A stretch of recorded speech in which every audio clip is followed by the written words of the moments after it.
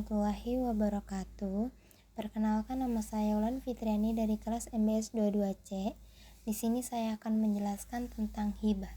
Hibah adalah pemberian suatu barang atau hak oleh pihak pemberi kepada pihak penerima tanpa meminta imbalan. Proses ini biasanya dilakukan dengan itikat baik dan tanpa adanya unsur paksaan. Hibah itu dapat berupa harta benda, uang, atau hak lainnya sah untuk diberikan.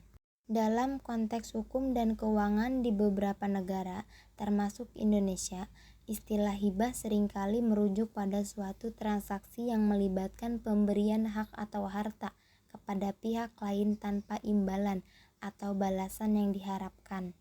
Adapun juga poin penting terkait dengan hibah. Yang pertama, kesukarelaan. Hibah harus diberikan dengan kesukarelaan dan tanpa adanya tekanan atau paksaan.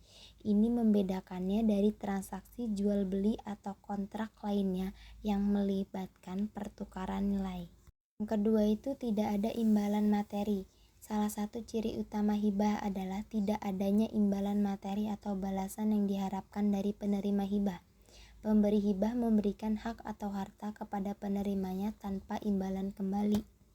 Ketiga itu pemberian hak atau harta. Hibah dapat berupa pemberian hak seperti hak kepemilikan tanah atau bangunan, atau berupa juga harta seperti uang tunai, barang berharga, atau aset lainnya. Yang keempat itu syarat-syarat yang jelas. Meskipun hibah bersifat sukarela, namun syarat-syarat mengenai hibah perlu dijelaskan dengan jelas untuk menghindari ketidakjelasan atau konflik di kemudian hari. Syarat-syarat ini dapat mencakup informasi tentang jenis hibah, nilai hibah, dan hak atau kewajiban yang terkait. Adapun juga yang terakhir, penting dalam konteks warisan. Hibah juga seringkali dibahas dalam konteks warisan, di mana seseorang dapat memberikan hibah kepada ahli warisnya sebelum meninggal sebagai bagian dari perencanaan warisan. Adapun contoh hibah adalah saat seseorang memberikan tanah miliknya kepada saudara tanpa meminta imbalan apapun, atau memberikan sejumlah uang kepada teman sebagai dukungan tanpa adanya kewajiban pengembalian. Dalam konteks hukum Islam, wakaf juga dapat dianggap sebagai bentuk hibah yang diberikan untuk kepentingan umum tanpa mengharapkan imbalan. Penting untuk dicatat bahwa aturan dan ketentuan seputar hibah dapat bervariasi berdasarkan hukum yang berlaku di suatu negara atau wilayah tertentu.